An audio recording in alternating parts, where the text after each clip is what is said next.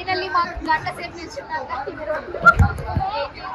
Air bags వచ్చినాయి అనమాట. మీరు దీని మీద ఎలా జంప్ చేస్తారో చూడండి. వాటర్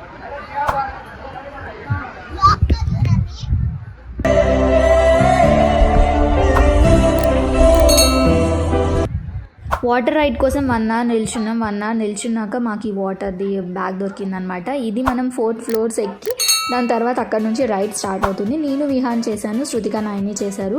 విహాన్ అయితే చాలా బాగా ఎంజాయ్ చేశాడు. నాకే కొంచెం భయంగా అనిపించింది. విహాన్ మాత్రం ఫుల్గా ఎంజాయ్ చేశాడు, అస్సలు భయపడలేదు.